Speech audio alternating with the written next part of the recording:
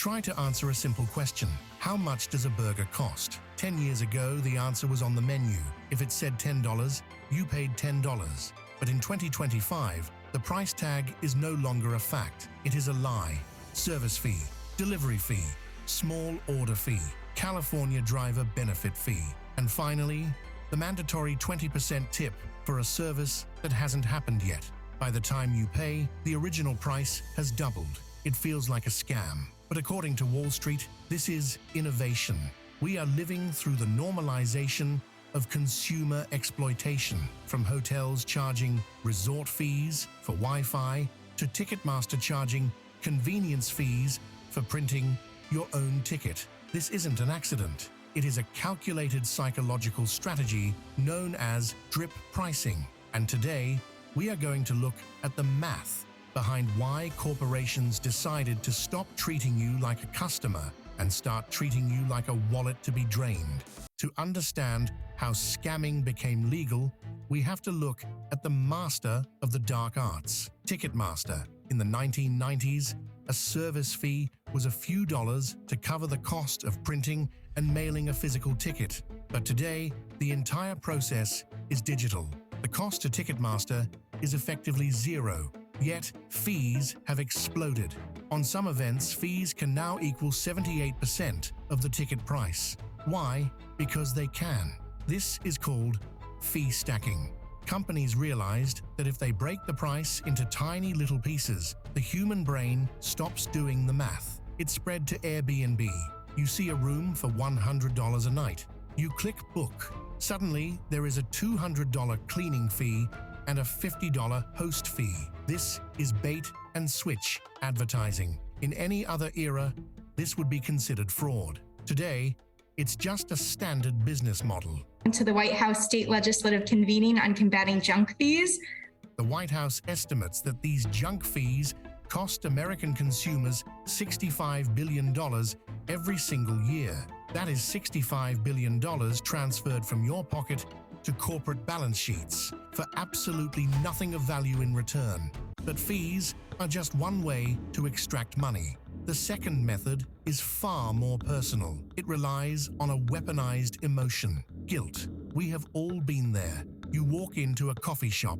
You grab a black coffee from the fridge. The cashier does nothing but scan it.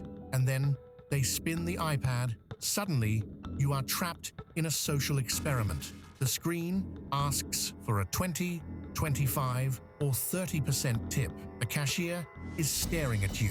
The line behind you is watching. This is what psychologists call dark pattern design. The no-tip button is hidden, small, or humiliatingly phrased. The high-tip options are bright and easy. This phenomenon has a name: tipflation. Corporations figured out a brilliant trick. Instead of paying their employees a living wage, they offloaded that responsibility onto the customer at the exact moment of payment. It has reached the point of absurdity. Self-checkout machines at airports are now asking for tips. Think about that. You scanned the item, you bagged the item, you did the work, and the machine is asking you to tip the machine? It is the normalization of paying extra for absolutely nothing. If guilt doesn't get your money, the next trap will. For most of capitalism's history, the deal was simple.